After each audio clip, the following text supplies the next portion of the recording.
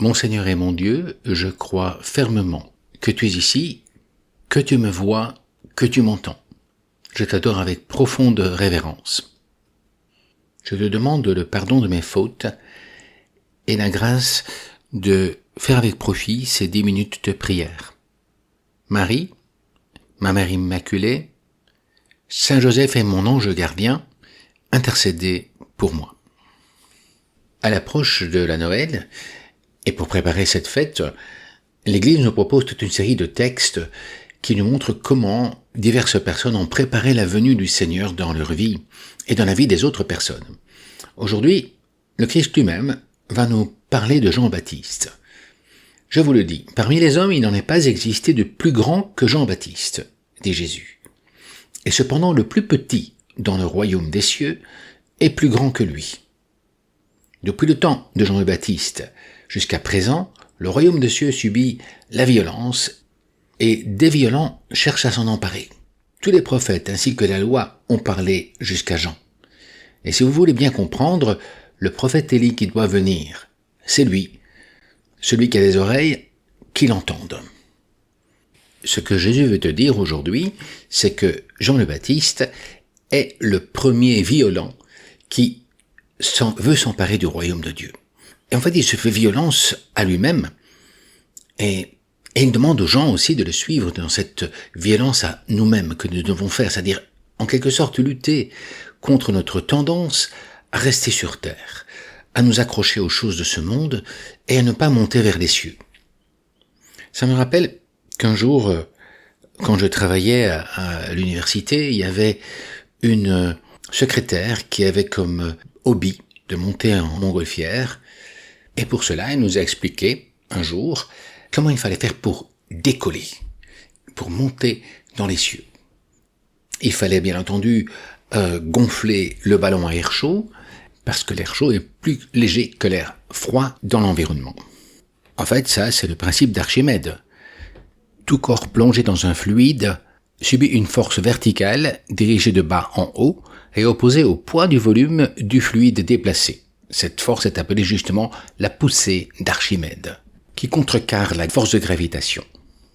Et donc il fallait attendre que ce soit bien gonflé. On ne pouvait pas partir tout de suite comme ça quand le ballon était à moitié gonflé ou quand l'air n'était pas suffisamment chaud à l'intérieur du ballon, de façon à ce que en fait on puisse bondir directement. Sinon il y avait le danger de rester comme ça en train de flotter presque au niveau du sol, et donc que la nacelle puisse rencontrer des obstacles et ainsi toucher des obstacles et culbuter et peut-être mettre en danger la vie des personnes qui étaient dans la nacelle. Donc ce qu'il fallait, c'était amarrer la nacelle et gonfler comme il faut le ballon, et quand il était suffisamment chaud, on lâchait les amarres. À ce moment-là, le ballon montait en l'air assez rapidement, et à une centaine de mètres, il n'y avait plus de problème d'obstacle. Mais appliquons cela aussi dans la vie spirituelle. On voit qu'il faut comme déplacer l'air froid qui est en nous et prendre l'air chaud qui vient du Christ, l'Esprit Saint, qui nous aide à monter vers le ciel, vers Dieu. Et c'est un petit peu ce que fait Jean le Baptiste dans le fond, parce que lui, il dit, il faut que moi je diminue et que lui grandisse. Il faut que la vie du Christ grandisse en moi, et à ce moment-là, je suis suffisamment fort pour monter aux cieux. Mais il faut aussi lâcher les amarres pour monter. Il faut lâcher ce qui nous accroche au sol. Et Jean le Baptiste a vécu ce qu'on appelle ce contemptus mundi, c'est-à-dire ce mépris, cet éloignement du monde, pour s'approcher de Dieu. On retrouve justement ça dans Élie également. Il y a une grande ressemblance entre Élie et Jean le Baptiste. Et peut-être que Jésus, en voyant la vie de Jean le Baptiste, pensait à Élie. Élie était un prophète qui avait annoncé la venue du Messie dans des siècles. Et celui qui annonce justement le Messie maintenant, c'est Jean le Baptiste. Pour préparer la venue du Seigneur, Jean et Élie ont tous les deux prêché la repentance lorsqu'Israël s'était détourné de Dieu. Et leur apparence était la même. Ils vivaient dans le désert, ils étaient vêtus de poils d'animaux, ils se nourrissaient de miel sauvage et de ce que la nature du désert leur offrait. Ils ont été poursuivis par les rois et les reines, et même Jean a été décapité par le roi Hérode, et ils ont tous deux prêché contre le mauvais comportement des autorités. Ils ont tous deux montré aux personnes ce qu'ils devaient faire, se détacher de se purifier. Tout cela demande une certaine violence contre soi-même, contre la tendance à aller vers le bas, à descendre. Cependant, si tu considères cette violence, tu pourrais être un peu découragé en disant « mais moi je ne saurais pas vivre comme Jean le Baptiste ou comme Élie ». Et en fait, peu de personnes t'ont appelé à vivre ainsi. Dans le fond, le Christ lui-même et les apôtres et la Vierge Marie et Saint Joseph n'ont pas vécu comme Jean le Baptiste et comme Élie. Ce sont des personnes qui vivaient dans le monde. Même si le Christ a vécu pendant une 40aine de jours dans le désert, il est revenu après vers le monde pour prêcher.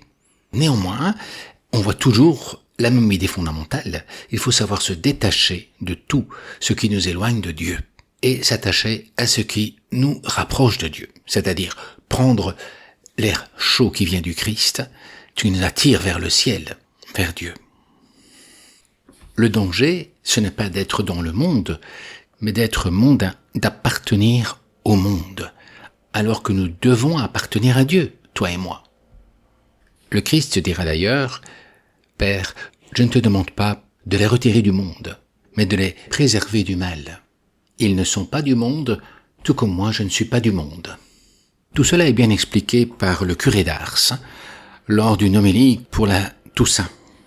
Les mondains, dit-il, pour se dispenser de travailler à acquérir la sainteté, ce qui, sans doute, les gênerait trop dans leur manière de vivre, veulent vous faire croire que pour être saint, il faut faire des actions éclatantes, s'appliquer à des pratiques de dévotion extraordinaires, embrasser de grandes austérités, faire beaucoup de jeûnes, quitter le monde pour s'enfoncer dans les déserts afin d'y passer les jours et les nuits en prière. Sans doute cela est très bon. C'est bien la route que beaucoup de saints ont suivie.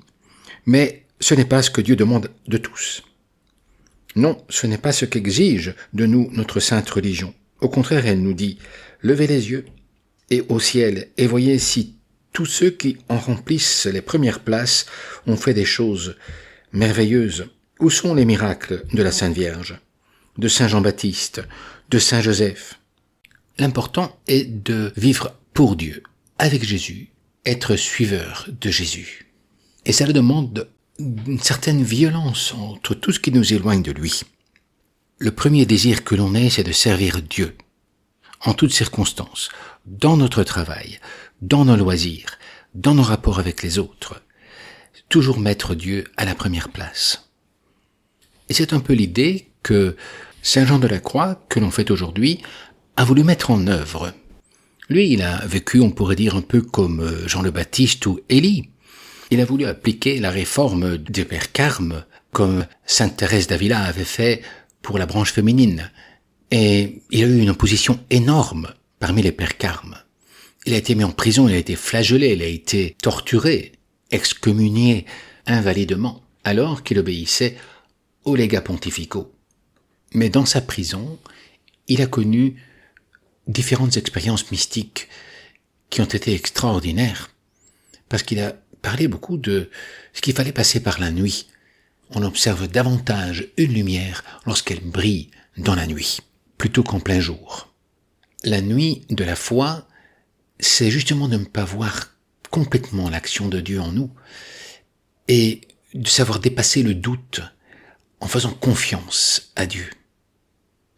La nuit des sens, c'est aussi le fait de ne pas avoir beaucoup de compensation, mais d'offrir sa souffrance également avec le Christ, et de donner un sens à la souffrance, alors qu'apparemment elle n'en a pas.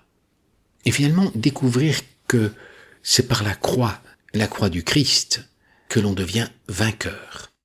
C'est en acceptant de porter sa croix quotidienne et de suivre le Christ que nous allons pouvoir monter au ciel. Dans le fond, Saint Jean de la Croix veut nous mettre en garde contre le danger de tout ce qui est créé. Ça peut nous mener à Dieu, bien entendu, mais ça peut aussi nous éloigner de Dieu, et facilement à cause du fait qu'il y a une sorte de complicité en nous pour nous accrocher aux créatures. Il faut lâcher les amarres, ramener le monde vers Dieu. Le Christ a dit que quand il sera élevé de terre, il attirera tout vers lui.